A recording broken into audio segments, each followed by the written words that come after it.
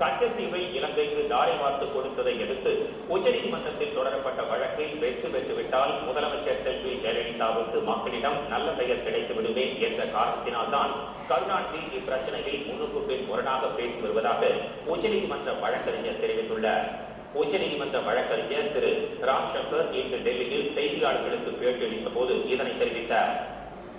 உச்சநீதிமன்ற வழக்கறிஞர் என்ற முறையில் கச்சத்தீவு பற்றி நான் சில கருத்துக்கள் சொல்ல விரும்புகிறேன். 1974 ஆண்டு தமிழகத்தில் முதல்வராக இருந்த கருணாநிதி இருக்கும் போதும் இந்திரா காந்தி பிரதமராக இருக்கும் போதும் கச்சத்தீவு தாரை வார்க்கப்பட்டது. அப்போது தாரை வார்க்கப்பட்டது முழுமையாக கருணாநிதி அவர்களுக்கு தெரியும். அப்போதிருந்து இப்போது வரைக்கும் கச்சத்தீவு விவகாரத்தில் முன்னுக்கு பின் முரணாக மீனவ மக்களை, தமிழக மீனவ மக்களை ஏமாற்றி வருகிறார்.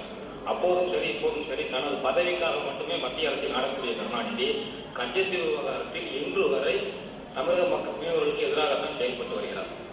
இது சம்பந்தமாக அம்மா தமிழக முதல்வர் அவர்கள் உச்சநீதிமன்றத்தில் கச்சத்தீவை மீட்பதற்காக வழக்கு பதிவு செய்திருந்தார்கள். உச்சநீதிமன்றம் அதை ஏற்றுக்கொண்டு தமிழகத்திற்கு நோட்டீஸ் அனுப்பியது. அப்போது தமிழக முதல்வராக கருணாநிதி தான் அங்கு இருந்தார். ஒரு பதில் மனு கூட உச்சநீதிமன்றத்தில் வந்து தாக்கல் செய்யவில்லை. கச்சத்தீவை தாரை வார்த்தது தவறுதான், இதை நாங்கள் கண்டிக்கிறோம் என்று தமிழக அரசு முதல்வராக அப்போது முதல்வராக இருந்த கருணாநிதி அவர்கள் ஒரு பதில் மனு தாக்கல் செய்யவில்லை. இந்த வழக்கில் தமிழக முதல்வர் அம்மா அவர்கள் வெற்றி பெற்று விடுவார்களோ, கச்சத்தீவை மீட்டு தமிழக மீனவர்களுக்கு நல்லது செய்து விடுவார்கள், அந்த பெயர் அம்மாவுக்கு சென்றுவிடக் கூடாது என்பதற்காகவே கருணாநிதி இப்படி முன்னுக்கு பின்புறனாக மாற்றி பேசி வருகிறார். NSC எனப்படும் அணுசக்தி நாடுகள் குழுமத்தில் இந்தியாவை